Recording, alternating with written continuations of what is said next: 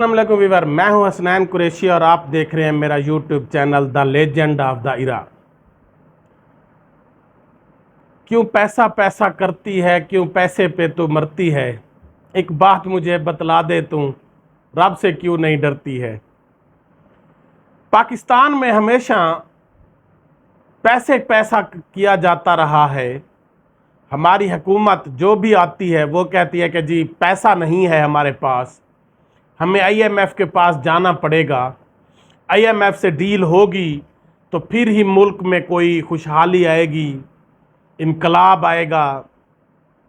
और हर हुकूमत ने आईएमएफ से डीलें भी की, आईएमएफ से 2, 3, 4, 5 अरब डॉलर भी लिए, लेकिन उनका असर क्या हुआ कि अवाम पर सिर्फ और सिर्फ मुसीबतों के पहाड़ तोड़े गए, लोगों पर टैक्सेस की भरमार की गई। हर दौर में बिजली की प्राइसेस बढ़ाई जाती रही आईएमएफ से कर्ज लेकर। हर दौर में पेट्रोल डीजल की कीमतें बढ़ाई गई आईएमएफ से कर्ज लेकर। लेकिन अवाम को लॉलीपॉप दिया जाता है कि आईएमएफ से हम डील करेंगे तो खुशहाली आएगी। आज 76 साल पाकिस्तान को गुजर चुके हैं, लेकिन अभी तक आईएमएफ की किसी डील से अवाम को कोई खुशहाली नहीं आई। सिर्फ और सिर्फ अवाम के नसीब में, अवाम की बदनसीबी ही समझें कि हमेशा आईएमएफ की डील के बाद अवाम के नसीब में महंगाई आई है, महंगाई के पहाड़ तोड़े गए हैं। अभी रिसेंटली जो शहबाज गवर्नमेंट ने कौम को मुबारकबाद हो जी आईएमएफ से डील हो गई है, उसका आईएमएफ की डील का कौम को मुबारकबाद देने का असर यही हुआ है। पेट्रोल 305 रुपए पर पहुंच चुका है, चीनी 150 से ऊपर किलो हो चुकी है, गैस की कीमतें हाई से हाई हो चुकी हैं, बिजली के रेट 60 रुपए पर यूनिट तक पहुंच चुके हैं। अब असल मसला क्या है? असल मसला ये है कि आईएमएफ से जितनी भी डीलें की जाती रही हैं, जितने भी पैसे लिए जाते रहे हैं, उनका कोई हिसाब किताब नहीं रखा गया कभी भी। और वो पैसे लेकर आपस में बांट लिए गए। सब लोगों ने, जो सब ताकतवर हैं, सियासी हैं, ब्यूरोक्रेट हैं, जजेस हैं, जर्नेल हैं, सब ने पैसा अपने अंदर बांट लिया कि इस शोबे को इतना देना है, इनको इतना देना है।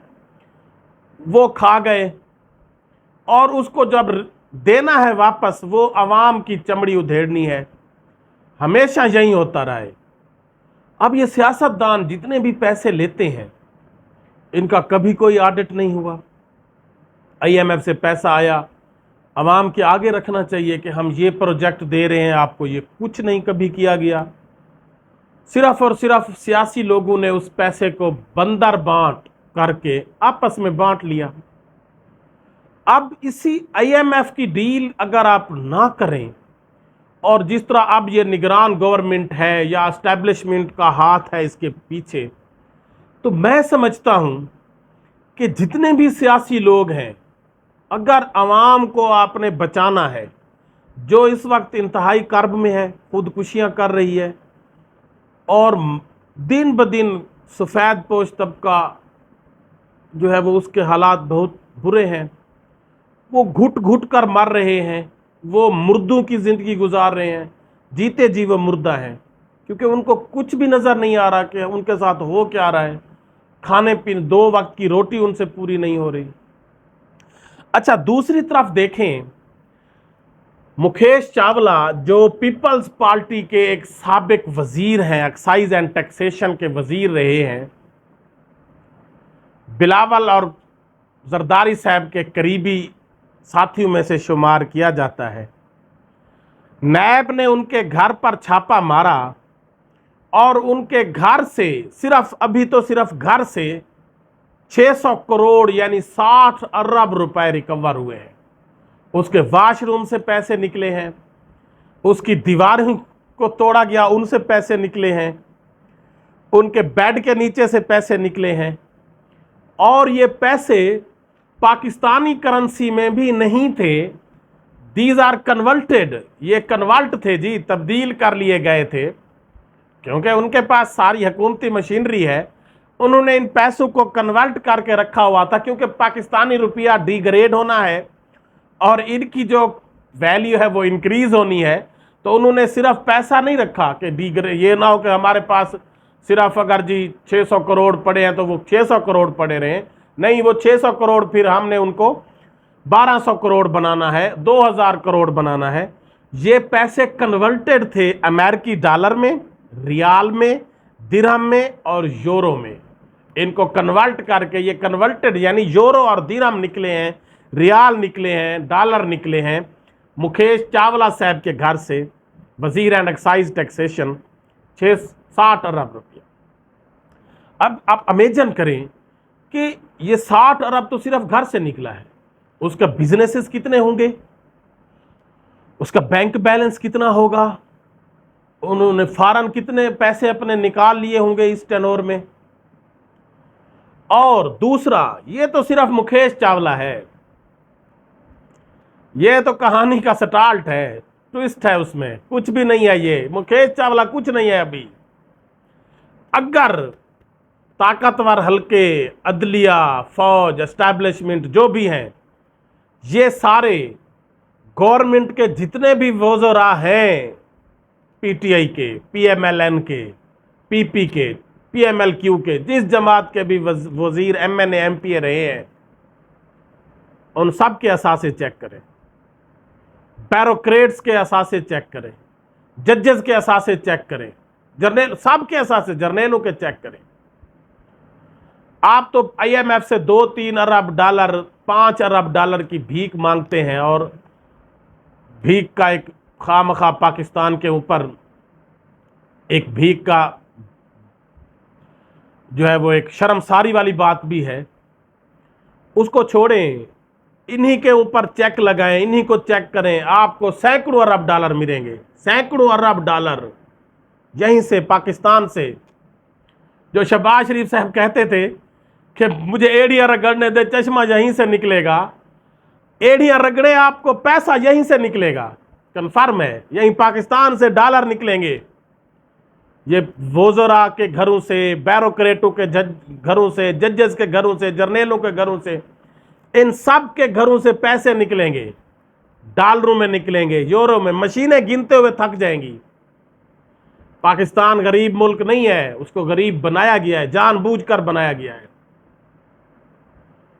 और यहां पर जिसके जो हाथ पड़ता है वो बस दोनों हाथों से पैसे बटोर रहे हैं और अपने खजाने भर रहे हैं, अपने घर भर रहे हैं। गरीब आईएमएफ से कर्जा ले लिया, मुकेश चावला जैसे वज़रा ने आपस में डिवाइड कर लिया। ये पीडीएम की हुकूमत जो 13 जमातों की हुकूमत थी, ये तो अब 13 जमातों की हुकूमत थी ना, इसीलिए पाकिस्तान का ये हाल हुआ है। चलो एक जमात होती है तो उसमें एक जमात के लोगों में डिवाइड होता है, यहाँ तो 13 जमातों के लोगों ने डिवाइड किए हैं पैसे आपस में, आईएमएफ से किस्तें लेकर आपस में डिवाइड करके इस जमात को इतने देने हैं, इसको इतने देने हैं, और फजलुर रहमान साहब के हलवे के पैसे भी अलग से रखने हैं। लाजमी तौर पर यह 13 जमातों की जो हुकूमत थी, इसी की वजह से ही पाकिस्तान का बेड़ा गर्क हुआ है, क्योंकि इन 13 जमातों के लोगों ने आपस में लूट मार का मुकाबला किया है। उसको वो इतने ले गया, मुझे इतने क्यों दिए। ये तो मुकेश चावला तो कुछ नहीं है। आप एक दफा ट्राई तो करें, किस किस के घर से कितने कितने पैसे निकलेंगे, चश्मा यहीं से फूटेगा पाकिस्तान से। वो एड़ियाँ जो बड़े साहब थे शहबाज शरीफ साहब, वो एड़ियाँ शायद किसी रेगिस्तान में रगड़ते रहे हैं, वो इनके घरों में एड़ियाँ रगड़ें, इनके घरों में एड़ियाँ रगड़ें, देखें कितने पैसे निकलते हैं।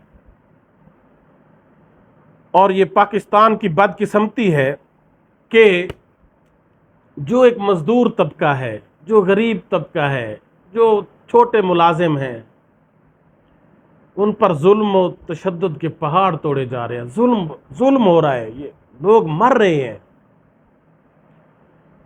अब बदकिस्मती ये है कि इसी मुकेश चावला साहब को टेस्ट केस बनाकर निगरान गवर्नमेंट है, इदारे हरकत में आ जाते, सारे वजीरों मुशीरों के पकड़ लेते, उनके घरों पर छापे लगाते, उनके बैंक बैलेंस देखते। ये जो इतना हाल ख़राब हो गया है पाकिस्तान का, कुछ तो ऐसा हुआ है कि जो अब पाकिस्तान संभल ही नहीं रहा। लेकिन अब बदकिस्मती ये है कि हाई कोर्ट सिंध ने मुकेश चावला साहब को अरेस्ट करने से पहले ही जमानत दे दी है। यहां सब बिकता है, सब चलता है, पाकिस्तान है, क्योंकि पैसा है ना मुकेश चावला साहब के पास। सिंध गवर्नमेंट की अथॉरिटीज, जरदारी साहब, उन्होंने फौरन कहा होगा कि ये पकड़ा गया तो शायद हमारे और लोगों के नाम बता दे, तो उन्होंने अपना असर और रसूख इस्तेमाल करके फौरन उसको जमानत दिलवा दी है। बदकिस्मती तो यही है कि हमारी जो अदलिया बैठी है उसको देखना चाहिए था कि जिससे 60 अरब रुपए लिए गए उसको मैं कैसे जमानत दूं। जज साहब को देखना चाहिए था, लेकिन जमानत दे दी गई। अब सुनने में आ रहा है कि कुछ नैब वगैरह, उसके जो नीचे कोई अफीसरान वगैरह थे, उनको भी स्टाफ लिस्ट में डाला गया है, उनसे भी पूछ कुछ होगी। अब अगर फेयर ट्रायल होगा तो लाजमी तौर पर मुकेश चावला साहब से और भी पैसा रिकवर होगा, सोना रिकवर होगा, बहुत सी चीज़ें रिकवर होंगी। लेकिन होता यह है कि वक्ती तौर पर एक खबरों की हाइप बनती है और कुछ अरसे बाद उस मामले को दबा दिया जाता है, क्योंकि वहाँ पर फिर जरदारी जैसे, ज़र बाबा जैसे ताकतवर लोग इन्वॉल्व हो जाते हैं, नवाज शरीफ जैसे ताकतवर लोग इन्वॉल्व हो जाते हैं, वो अपने नीचे वालों को बचा लेते हैं। ये इस तरह अगर होता रहा तो फिर कल को हाथ हमारे तक भी पहुंच जाएगा अगर हमने अपने नीचे वाले लोगों को ना बचाया। लाजमी तौर पर वो बचा लेते हैं। बहुत से ऐसे स्कैंडल पहले भी आते रहे हैं, चंद दिन वो खबरों की जीनत बने हैं, फिर उसको दबा दिया गया। अब देखें इस मुकेश चावला साहब, हैरत की बात है, सोने की चिड़िया है ये तो मुकेश चावला साहब।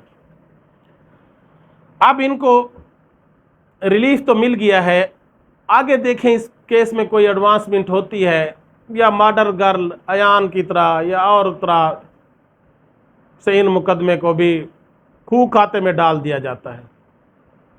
और मैक्सिमम चांसेस तो यही है कि खूह खाते में ही ये जाएगा, क्योंकि ये हमारी बदकिस्मती है।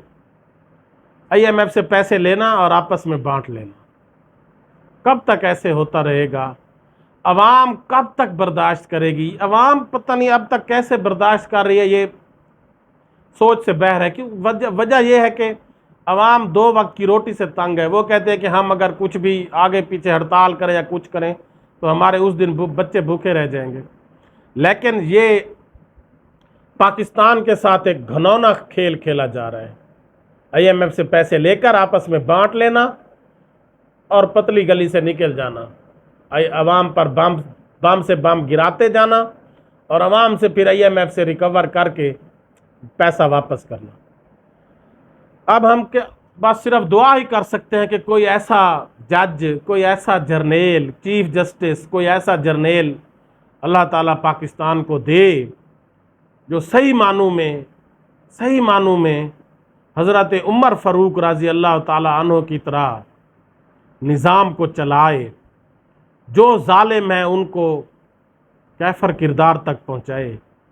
और अगर इस तरह का कोई हुक्मरान, कोई जज, कोई चीफ जस्टिस, कोई जर्नेल आ गया जिसने इस ताकतवर लोगों पर हाथ डाला, वज़ीरों, मुशीरों और MNA साबिक मौजूदा, इनसे पैसे रिकवर करना शुरू कर दिए, तो IMF से कोई आपको पैसा नहीं लेना पड़ेगा। IMF से तो आप 2-3 अरब डॉलर की भीख मांगते हैं, यहाँ से सैकड़ों हज़ारों अरब डॉलर निकलेंगे और पाकिस्तान का कर्जा भी उतर जाएगा, सब कुछ सीधा हो जाएगा। सिर्फ इन चाइना की तरह इन करप्ट लोगों को फांसी दी जाए शरेआम और इनसे रिकवर शुदा पैसा गवर्नमेंट ऑफ पाकिस्तान को दिया जाए। ये हज़ारों एकड़ के ये मालिक बन चुके हैं, ये बहुत सी मिलों, फैक्ट्रियों के मालिक बन चुके हैं। इनका बैंक बैलेंस सियासत में आने से पहले कितना था, अब कितना हो चुका है।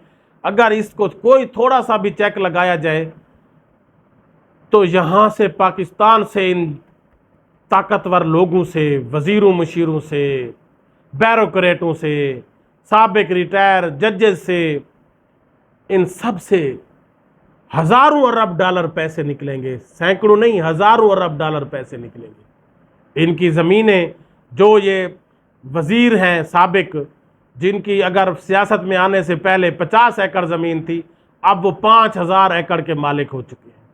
जिनकी कोई फैक्ट्री नहीं थी, अब वो 10-10 फैक्ट्रियों के मालिक।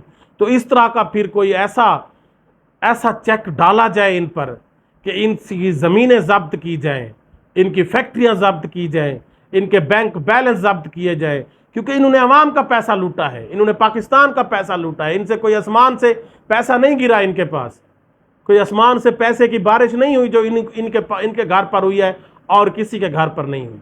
ये सिर्फ पाकिस्तानी गरीब अवाम का पैसा है, लूट कर इन्होंने अपने बैंक बैलेंस बनाए हुए हैं, अपने फैक्ट्रियां बनाई हुई हैं, अपने हज़ारों एकड़ ज़मीनें बनाई हुई हैं।